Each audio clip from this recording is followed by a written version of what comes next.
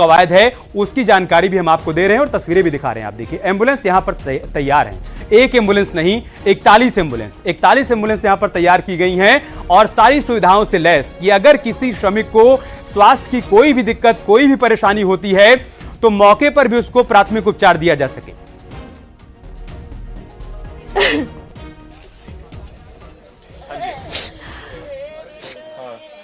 थोड़ा सा क्लोज लीजिए उसलिए।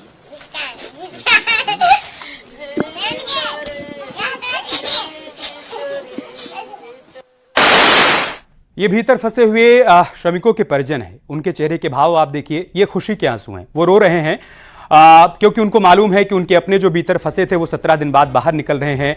तो मन में खुशी है, पीड़ा भी है और आंसू के जरिए वो पीड़ा यहाँ पर निकल रही है। पीड़ा इस बात की कि 17 दिन से वो किसी अपने को देख नहीं पाए। उसके बारे में हालचाल तो मिल रहा था, उसके बारे में जानकारी मिल रही थी कि हाँ भीतर सभी सुरक्षित हैं, लेकिन ये आंखें बेकरार थी, बेचैन थी उनको देख लेने के लिए। लिहाजा अब जब वो घड़ी, वो पल आ गया है जब उनके अपने इस टनल से बाहर निकलेंगे तो उन आंखों में आंसू है। और हम बार बार कह रहे हैं कि ऑपरेशन जिंदगी आसान नहीं था। अब जबकि ऑपरेशन जिंदगी कामयाब हो रहा है तो आंखों से आंसुओं का छलक जाना बहुत स्वाभाविक है। बड़ी खबर क्या है आप देख लीजिए, सुरंग के अंदर ही अस्थायी बेड भी यहां पर बनाए गए हैं। मेडिकल टीम मजदूरों का चेकअप भी करेगी।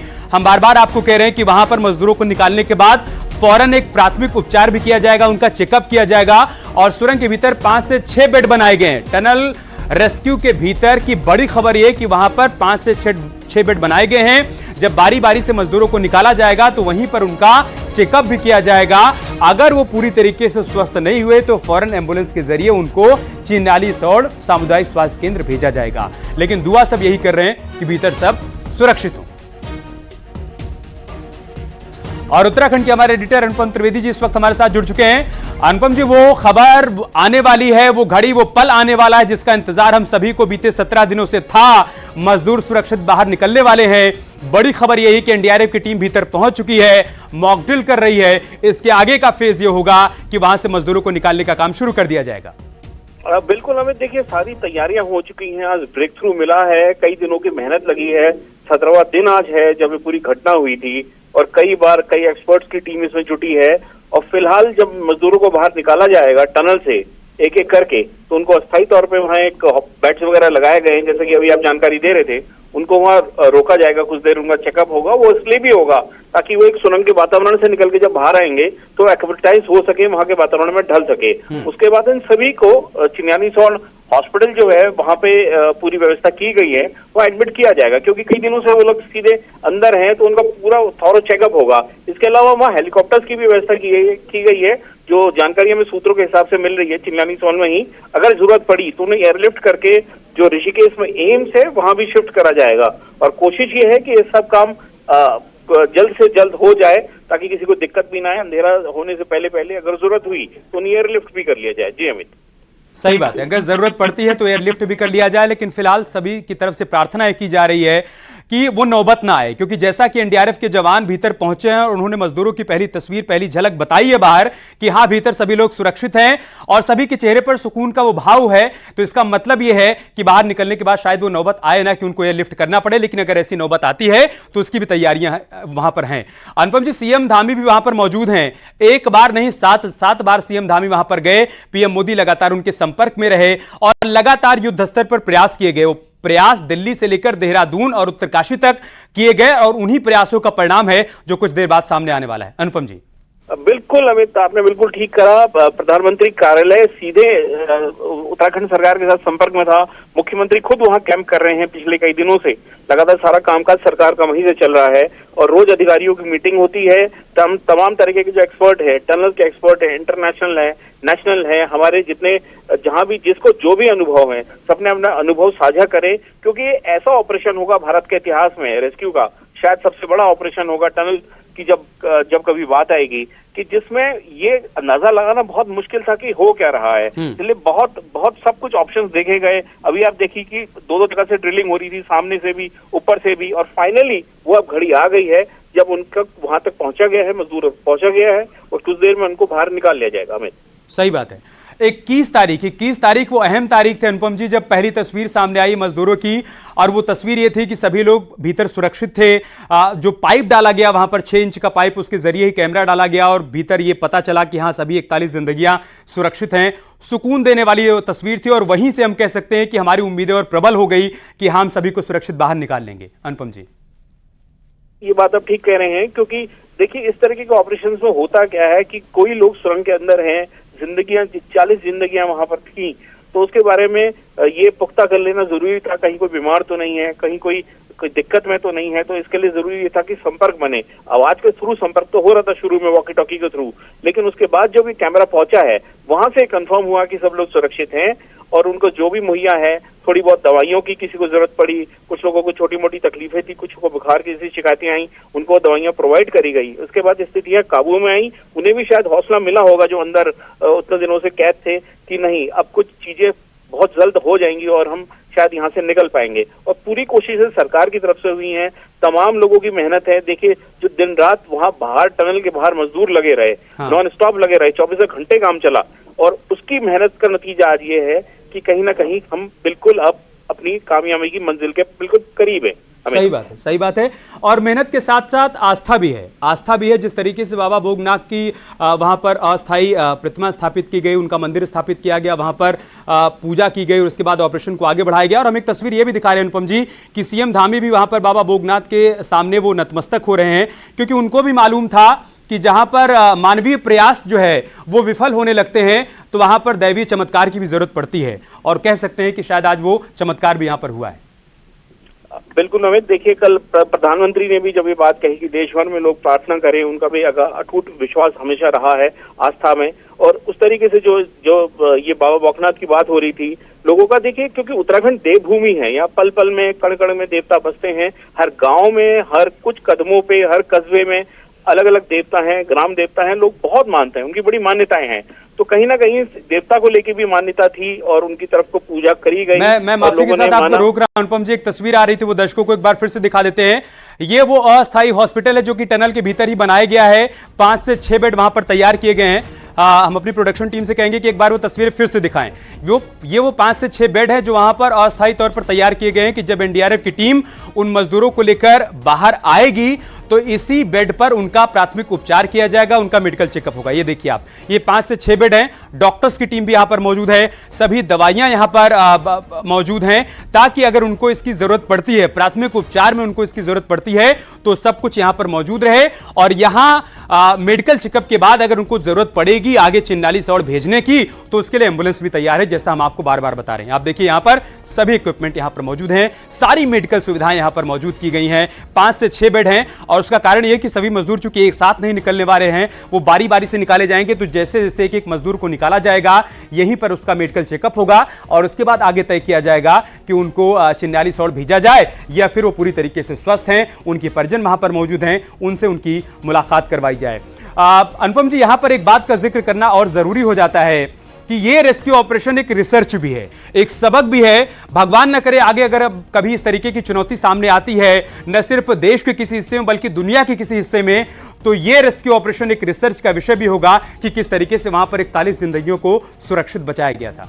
ये बात देखिए, मैं कुछ देर पहले मैं यही कह भी रहा था कि ये भारत ही नहीं दुनिया के बड़े रेस्क्यू ऑपरेशन में से एक है, जिसमें पल पल चीजें बदलती रही। जैसे जैसे दिन आगे बढ़े तब तक लगा कि नहीं इतना आसान नहीं है जितना लग रहा है। शुरुआती दौर में लगा था, जिस दिन दिवाली के दिन की मुझे अच्छी तरह याद है कि दिवाली के दिन सुबह ये खबर आई कि इस तरीके से एक सुरंग में कुछ मलबा गिरा है, कुछ मजदूर फंस गए हैं। शुरू में ये लगा कि नहीं ये जल्दी हट जाएगा, मलबा हटा लिया जाएगा जेसीबी मशीनों के द्वारा।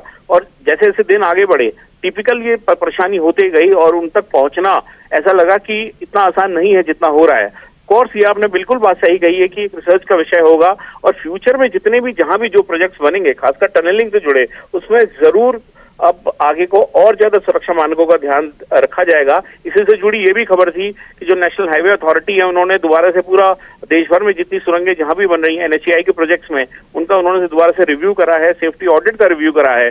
कहीं कोई कमी रह जाती है तो उन्हें कैसे दूर करें। तो एक तरीके का लाइव एग्जाम्पल हमेशा रहेगा टनलिंग के इतिहास में, जहां जहां इंजीनियरिंग की जरूरत होती है, क्योंकि टनल्स बहुत जरूरी हैं। रेलवे के बड़े प्रोजेक्ट्स हैं, उसमें टनल्स बनती हैं, बड़े हाईवेज में, पहाड़ों में खासकर वहां टनल्स बनती हैं। तो ये एक अपने आप में एक बहुत बड़ा एग्जाम्पल होगा आने वाले इंजीनियर्स के लिए, आने वाली पीढ़ियों के लिए। हमें सही बात है। अनुपम जी, आप लगातार सीएम के संपर्क में भी रहते हैं।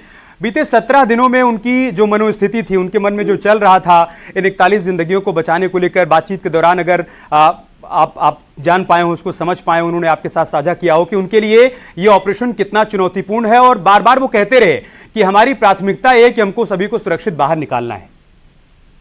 जी अमित, ये आपने बिल्कुल सही बात करी। मेरी जब मुख्यमंत्री से दिवाली के अगले दिन मुलाकात हुई थी, तो उस दिन बातचीत में मुख्यमंत्री जी ने कहा कि प्रधानमंत्री जी लगातार जानकारी ले रहे हैं, और इस जहाँ ये लोग फंसे हुए हैं, 41 जिंदगियां फंसी हुई हैं, इस बारे में जानकारी ले रहे हैं। यहाँ के हालचाल, ये यहाँ के जो राहत एवं बचाव कार्य थे उनके बारे में जानकारी ली कि कैसे काम चल रहा था। प्रधानमंत्री जी का मोदी है तो मुमकिन है, मोदी है तो मुमकिन है, अपनी राज्य सरकार है जो धामी जी उन्होंने मोदी है तो मुमकिन है, मोदी जिंदाबाद जिंदाबाद जिंदाबाद जिंदाबाद, मोदी है तो मुमकिन है, मुमकिन है। भाई साहब, आप लोग भारतीय जनता पार्टी की तरफ से आए हैं, जिस तरीके से प्रधानमंत्री जी का कार्यालय, प्रधानमंत्री जी के एक मंत्री लगातार यहाँ पे थे, मुख्यमंत्री जी यहाँ पर थे, आप लोग उनका धन्यवाद भी कर रहे हैं। कैसी भावना है, आज अच्छी खबर आ रही है? भाई साहब, आज से लगभग 17 दिन पहले यही सिलकारे की सुरंग है कि एक बुरी खबर आई थी कि 41 मजदूर उसके अंदर फंस गए। आज मंगलवार के दिन 17 दिन के बाद में हमको एक शुभ समाचार मिला। देश और दुनिया के लिए इससे बढ़कर की खुशखबरी कोई हो नहीं सकती।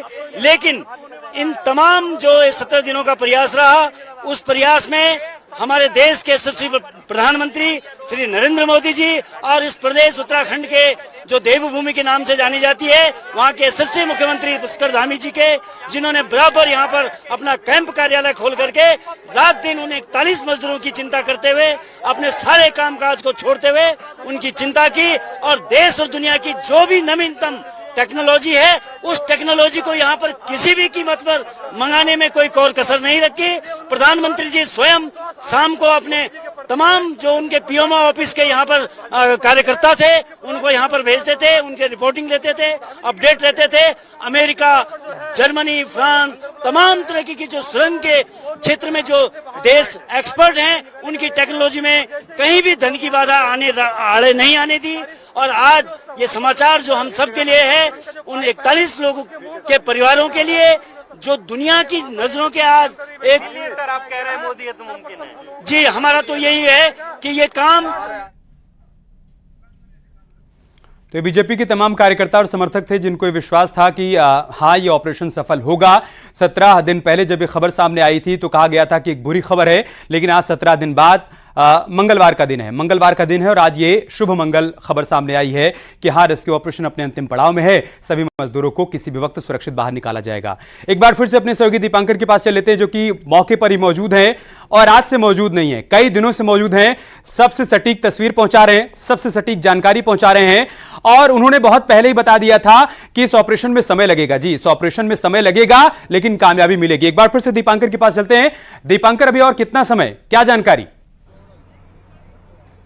बिल्कुल अमित, सबसे बड़ी बात यह है कि अब सब चेहरों पे यहाँ एक राहत है, और अब हम भी थोड़ा मुस्कुरा सकते हैं कि जो 41 जिंदगियां अंदर थी वो सुरक्षित हैं। अब से कुछ देर के बाद माना जा रहा है कि आधे घंटे से 45 मिनट का वक्त लगेगा, और अगर एक मजदूर को निकालने में 2 मिनट का वक्त भी लगता है तो लगभग 82 मिनट यहाँ पर लगेंगे अमित। लेकिन अब सब चेहरों पर यहाँ राहत है और अटकलें। माफी के साथ आपको रोक रहा हूं दीपांकर, क्योंकि कुछ और चेहरे दिख रहे हैं और इन चेहरों के बारे में बताना बहुत जरूरी है।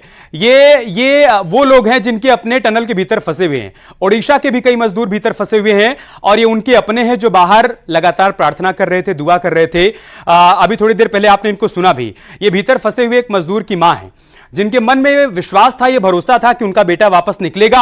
आज जब ये खबर सामने आई है कि हाँ, बेटा बाहर निकल रहा है, किसी भी वक्त एनडीआरएफ की टीम बाहर लेकर आ सकती है, तो आप देखिए यहां पर एक दूसरे को ये लड्डू खिला रहे हैं। ये खुशी के पल हैं जो 17 दिनों के इंतजार के बाद आए हैं। 17 दिनों तक ये आंखें पथरा गई थी इस इंतजार में कि कब वो खबर आएगी जब ये पता चलेगा कि हाँ, हमारे अपने सुरक्षित बाहर निकल रहे हैं। अब वो खबर आने वाली है, सुनते क्या करें वो। मतलब 17 दिन अमासा के दिन में ऐसा हुआ है और 17 दिन हो गया। और बरस भर देख रहे हैं, बरस भर देख रहे हैं तो बच्चा नहीं निकल रहा है, नहीं निकल रहा है। आज 7वां दिन हो गया, 17 दिन और बच्चा नहीं निकल रहा है। से दिन रात हम लोग के कांद के घर में पैर उर नहीं चल रहा है, नहीं रहने खाने के नहीं कुछ मन कर रहे हैं, नहीं खाने के पीने के नहीं कुछ, नहीं कौन करके हम लोग के खिलाएंगे। 3 बेटा है, तीनों बेटा के नहीं शादी ब्याह हुआ है, नहीं कुछ किए हैं, कौन हम लोग के ला के यार खिलाएंगे।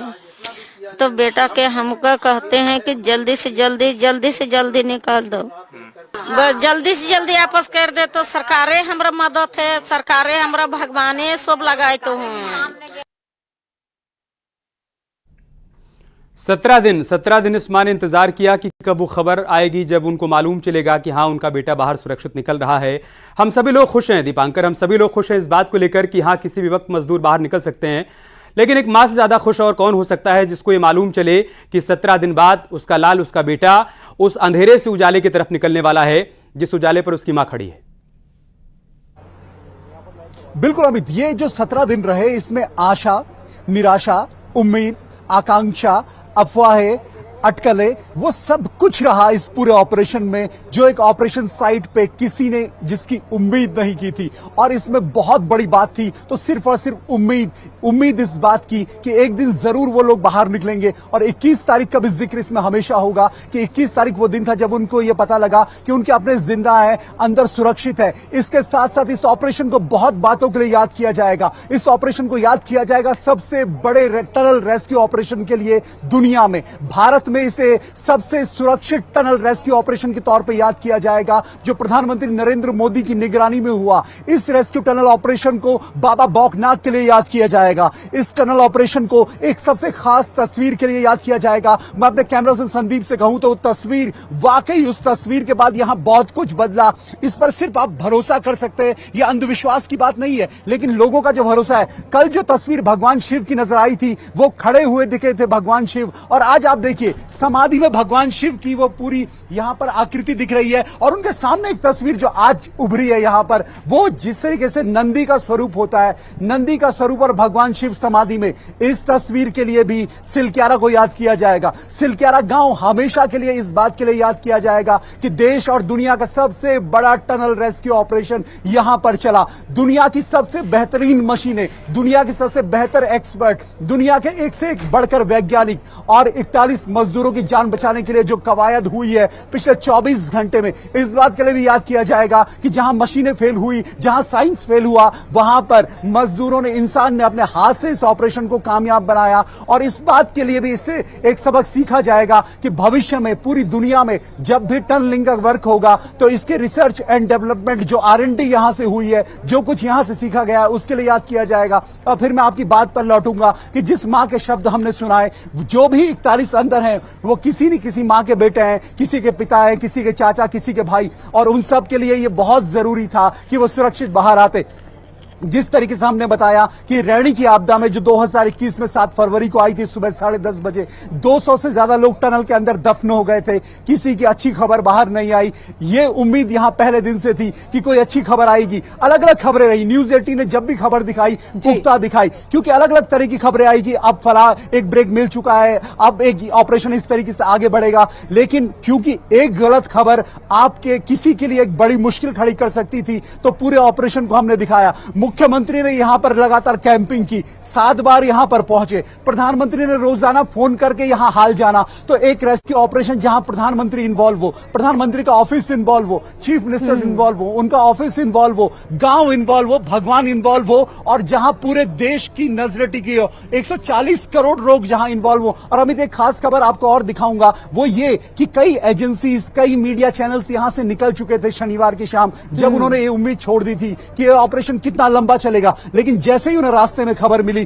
कि ऑपरेशन अब अचानक से अपने अंजाम तक पहुंचा है, तो कई मीडिया टीमें आज वापस लौटी है इस कवरेज के लिए। तो ये सभी के लिए, और जो आपने बात कही कि जो मुस्कान या जो एक राहत सभी के लिए है, यहां सब कुछ टेम्परेरी है। जो मैं पहले भी कह रहा था कि यहां सब लोग सिर्फ अस्थायी तौर पर आए और सिर्फ ऑपरेशन के लिए आए, यहां सिर्फ टेम्परेरी, यहां अगर टेम्परेरी, यहाँ अगर परमानेंट कुछ है तो परमानेंट सिर्फ ये सिलक्यारा टनल है। ये रास्ता है जो यहाँ से यमुनोत्री को जोड़ेगा, मां यमुना के धाम को जोड़ेगा, और भविष्य में ऑल वेदर रोड से जो भी चार धाम यात्रा जब अगले साल शुरू होगी तो उम्मीद है कि इसी टनल से होकर देश भर के तमाम तीर्थयात्री होकर गुजरेंगे। बिल्कुल। और अब ये दीपांकर, सिलक्यारा जब टनल इस एक टनल से तरीके कोई गुजरेगा, जब इस टनल के करीब कोई पहुंचेगा तो ये हादसा और ये रेस्क्यू ऑपरेशन दोनों ही याद आएंगे, और इस रेस्क्यू ऑपरेशन एक मिसाल के तौर पर बार बार इसे आगे रखा जाएगा।